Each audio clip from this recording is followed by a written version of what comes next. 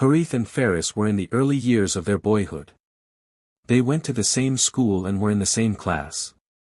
Both were bright and clever, and now, the best of friends. One day, they came up with a little game, a challenge between the two. The challenge was simple: they had to quietly take something expensive from a classmate without getting caught and then return it the next day just as quietly. Whoever pulled it off more smoothly would be the winner. Neither Harith nor Ferris saw any harm in the idea. They didn't understand the serious consequences it might bring. Their classmate Jamil, the son of a wealthy father, caught their attention. As soon as the recess bell rang and the students went outside, Harith opened Jamil's school bag, took out a beautiful and expensive pen, and quickly left the room. Then came Ferris's turn.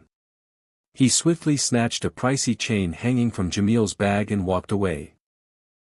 After recess, the children returned to the classroom. The math teacher arrived, but suddenly, Jamil stood up and shouted that a chain and pen had gone missing from his bag. The teacher asked the class who took the items, but no one confessed. So, he decided to search everyone.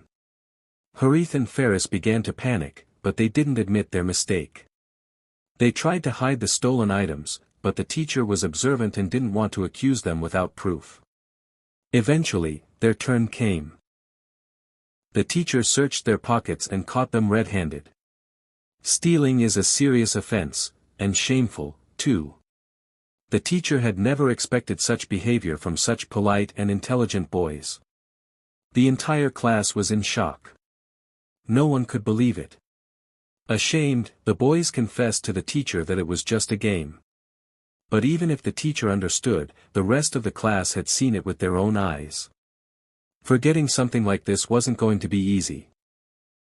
The teacher made them sit down and explain to everyone that taking something without permission is still theft, even if it's meant as a game. Then he resumed teaching. Only a few days had passed when another classmate's new color box went missing. No one knew who had taken it. Everyone was asked, but no one confessed. The teacher had to search everyone again, but the color box was nowhere to be found. Whispers started to echo around the classroom: it must be Harith or Ferris again. Even though the boys hadn't repeated their mistake, they were immediately blamed. Any time something went missing, the finger was pointed at them. Their reputation was ruined in the neighborhood too. They couldn't bear the pressure. Everyone avoided them. Their studies began to suffer. The joy and innocence of childhood slowly faded from their lives. Breaking news. A well-known bank branch was robbed.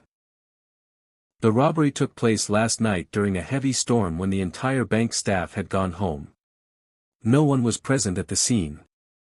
CCTV footage showed two men stepping out of a black car and robbing the bank before quickly leaving. The news spread like wildfire throughout the city. For days now, there had been a wave of thefts and robberies, and panic had gripped the town. What was alarming was that in every incident, small or large, only two young men were involved. This case was no different, but the police had yet to identify or catch them.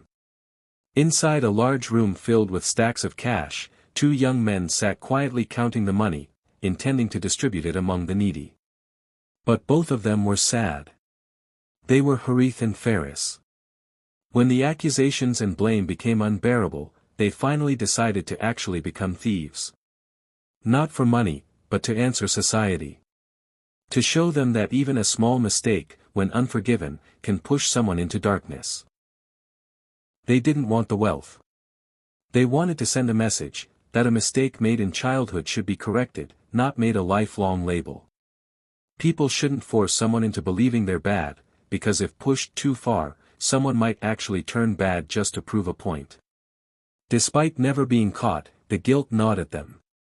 Their conscience never let them rest. And before the police could arrest them, they turned themselves in.